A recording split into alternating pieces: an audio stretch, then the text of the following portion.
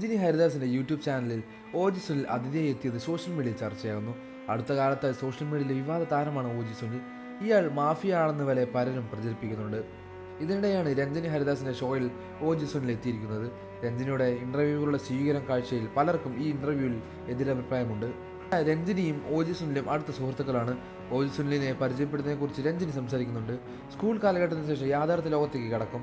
എന്നോട് ആളുകൾ പറഞ്ഞിരുന്നൊരു കാര്യമുണ്ട്, നിനക്ക് ആർക്കപ്പവും കറങ്ങാം, പക്ഷേ ഓജി സുനിൽ എന്ന വ്യക്തിയുടെ കാര്യത്തിൽ ജാഗ്രത കാണിക്കണമെന്ന്. അന്ന് കേട്ടപ്പോൾ എനിക്കൊരു താല്പര്യമുണ്ടായി. ഇയാൾക്ക് എന്താ കൊമ്പുണ്ടോ വാലുണ്ടോ എന്ന്. ഏകദേശം അതേ സമയത്താണ് ഞാൻ ഓജി സുനിലിനെ കാണുന്നത്. കണ്ട അന്ന് മുതൽ ഞങ്ങൾ തമ്മിൽ വലിയ അടുപ്പമുണ്ട്.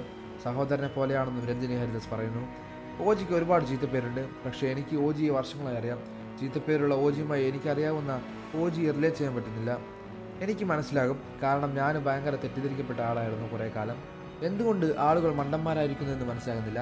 എൻ്റെ ഉള്ളിലെ ഫെമിനിസ്റ്റ് ഓജിയെ വെടിവെപ്പി കൊല്ലണമെന്നുണ്ട്. ഞാനത് പറഞ്ഞിട്ടുണ്ട്, പക്ഷേ എൻ്റെ ഭർത്താവല്ല, അപ്പനല്ല, അതുകൊണ്ട് എനിക്ക് പ്രശ്നമില്ല.